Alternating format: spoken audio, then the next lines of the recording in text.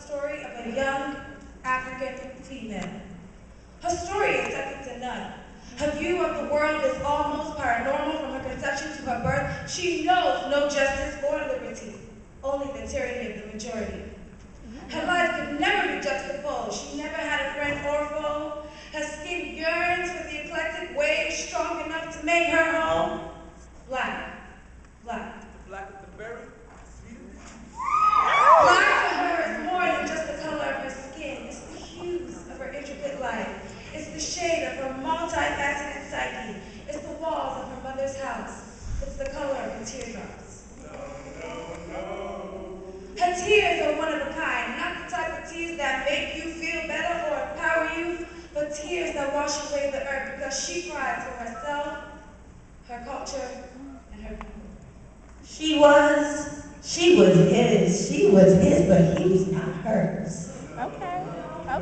She lived in between his four walls, 10 feet tall, trapped, no key, no door, no way out. A prisoner, trapped in the felony of fallen tradition, a victim. She was his crime. She lived out his time, pretending she was fine when every night her blood, he'd spill like wine. Her skin, he'd break like bread. Scars, cuts, and bruises, all in remembrance of him. She never not remember him. He had etched his presence into her. He had broken her, mentally, physically. She was his. From the day he slipped a ring around her finger, to the day he left the ring around her neck. Don't do it! Bruises around her eyes, welts on her back, broken nose, broken roses. She was his, and he made sure of it. 3 kids, Another daughter? Useless! I need a son to carry my name. and another on the way. God, let it be a boy.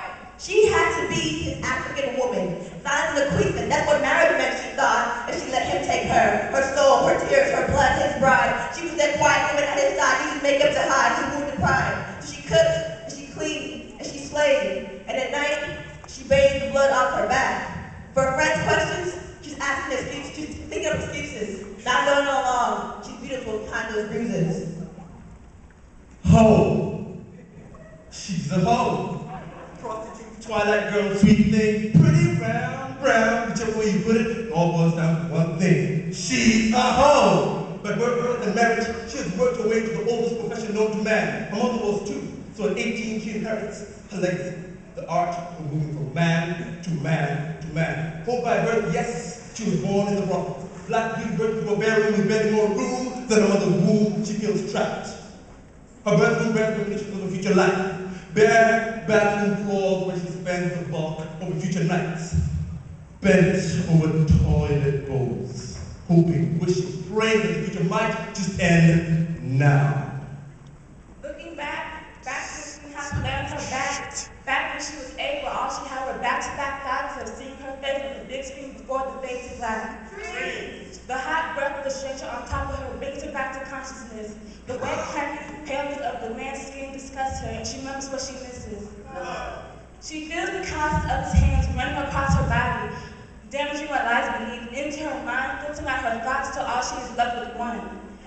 The one about her homeland where for a small price she was taken off her mother's hands, and for the promise of a better life in a foreign land, into the treacherous hands she lands. And for that choice she made to leave those lives once made, she feels the contact of his hands running across her body, damaging what lies beneath. Wow. What a great misfortune. Not only sadness is a portion, filled the tubs at the sun and culminating into abortion. She takes a disgust and look at the mirror and laughs because her heart, her soul, not her body, they all match. They're empty. Empty is the hospital where she went to for the operation. Now the doctors are raping her of the possibility of having a son while she's patiently waiting outside that dank dark station while her grief consumes. She looks down at the stomach, but only sings a tune.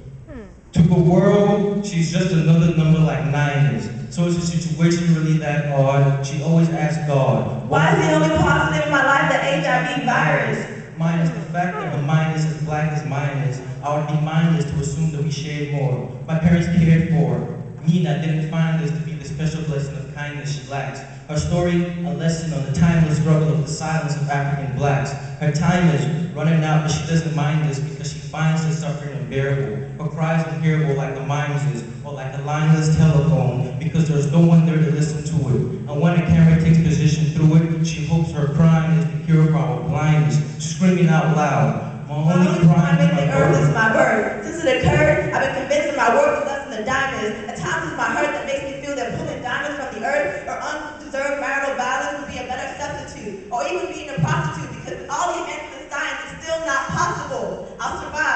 I'm not denying this. She's in the hospital. We're concerned with quotes by Don Imus. Dying kids like her are not in your mind is absurd, but her words never be heard. Even she says them as loud as emergency sirens, because her life is hell on earth, where the fire is in her blood, but the devil being the HIV virus.